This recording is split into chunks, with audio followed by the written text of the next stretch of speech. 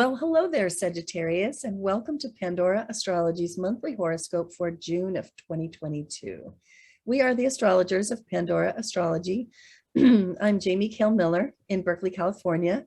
And I'm Julia Mijas in Pioneer, California. Well, Sag, your month's themes have a special emphasis on romance and relationships. If you want to know more, anything we say here can be more fully explained in a lifelong love reading, and you'll find a link for that in the YouTube description below. Well, I want to begin with the movements of some slower planets that do transits over a longer period of time. They create transits that are less like transitions and more like eras, because they do spread themselves out over longer time periods. And so let's start with Saturn. Saturn is passing along through your third house, and Saturn doing what it typically does is to bring discipline and a feeling of limitation and constriction wherever it goes. So as Saturn moves through your third house, which usually takes about 2.5 years, you definitely want to watch your words, watch your language, and pay close attention to how you're communicating, and take responsibility for your words landing all the way over there in the other guy's court and for returning the volley when it comes back at you. So another thing that Saturn in the third house is really great for, because Saturn is a planet of discipline and the third house is a house of learning, is that if you are involved in a learning program of any kind, whether it's, a seminar that your work has sent you to, or a conference, or you're in university, or even in high school, Saturn passing along through the third house can make it feel like more work to be learning, but can put you under the pressure necessary to discipline yourself to learn that stuff. And then you get the reward of having learned it thoroughly, which is great. And always a great way to respond to Saturn transits is by taking up the discipline and actually doing it. Now, we are not able in the scope of a horoscope like this to tell you exactly when Saturn entered your third house and when it leaves, but you can find that out in a reading of your own personal chart. The other planet I want to address right now is Neptune. Its transits of houses are even longer than Saturn's. It will usually spend about 14 years passing through a given house, so it may have been in your fourth house already for a decade or more. Now, the fourth house being the house of home and family, and Neptune being the dreamer, artist, and visionary, Neptune is in charge of our spiritual progress and development. Neptune whispers our spiritual guidance to us and teaches us about our spiritual value system.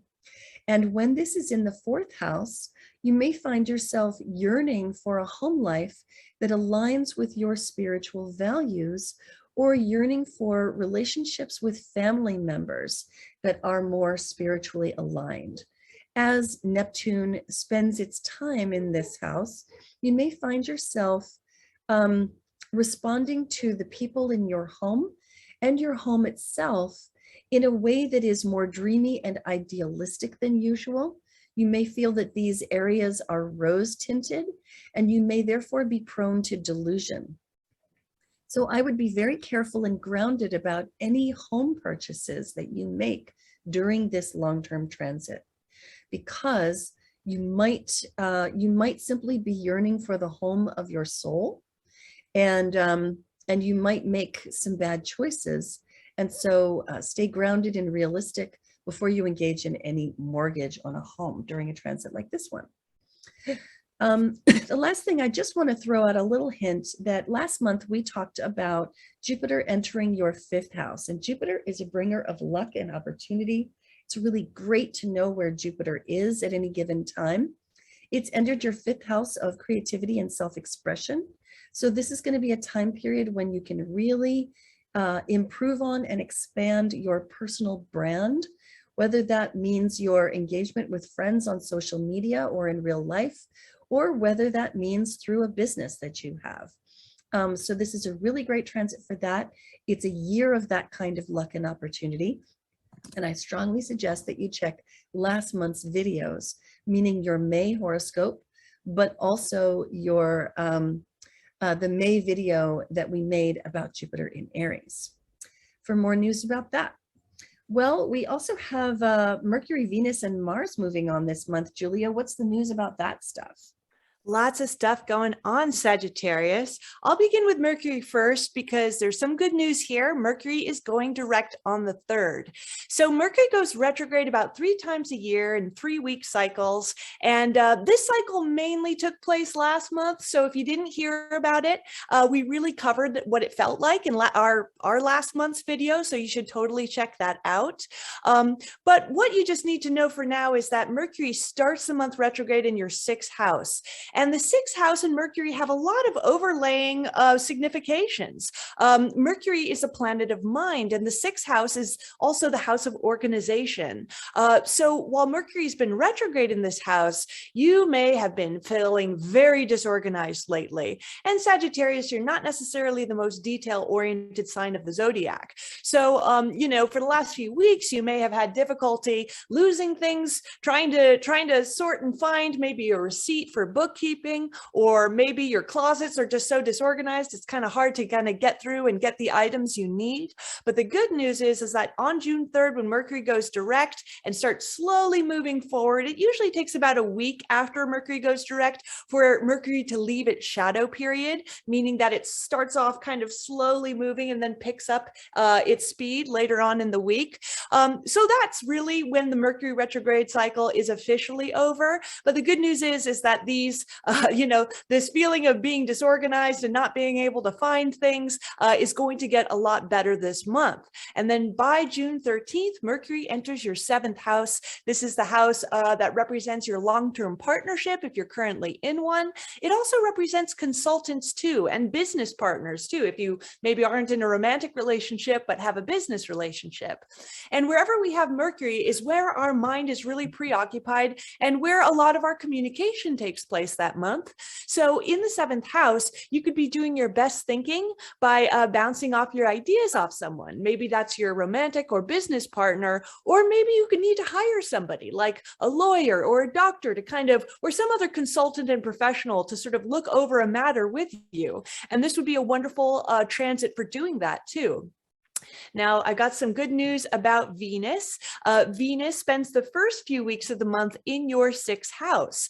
Now, Mercury's just had its whole retrograde cycle there, and I mentioned that that's going to feel like maybe you've been feeling a lot more disorganized than usual. With Venus also in this house, you could even find a little bit of luck and pleasure in organization, which might sound a bit contradictory, but Michelle Kondo somehow does it.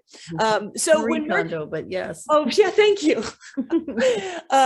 Yeah, so having Venus in the 6th house is a time where you might have actually a little bit of pleasure organizing and getting everything in a much better order than maybe it's been a little bit this month and last month. Venus in the 6th is also great for getting along well with the people you work with. And single Sagittariuses might even crush on somebody they meet through work, maybe a coworker, maybe a client or a customer. And then on June 22nd, Venus is entering your 7th house, which is probably Venus's favorite house to be in, somewhere between the 7th and the 5th. But when Venus is in the 7th, where she's going to be for the last week of the month, Venus is going to be bringing a lot of pleasure, a lot of beauty, a lot of harmony into your romantic relationship.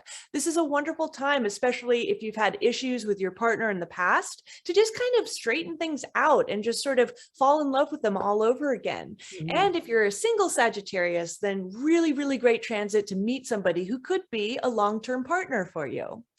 And finally, I'll say a few things about Mars, that planet of action and activity, but Mars is definitely a bit trickier to handle than Venus. Venus is known as a benefic, so she brings luck and pleasure. Mars has a very useful and constructive side, but Mars also requires a little bit more attention because Mars can have a tendency to run into conflict and frustrations too.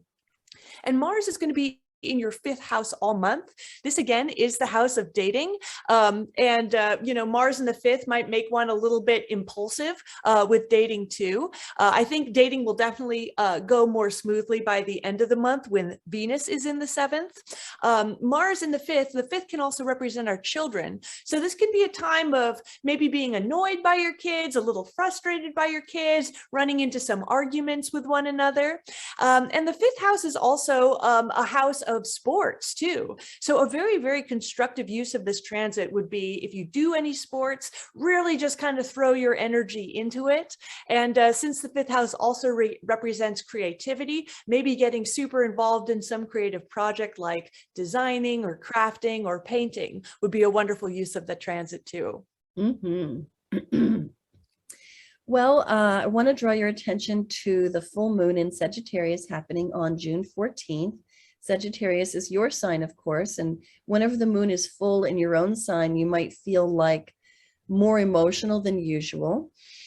This particular moon involves a square to Neptune, which can disperse emotions, or it can add a sort of confusion, like muddying the waters.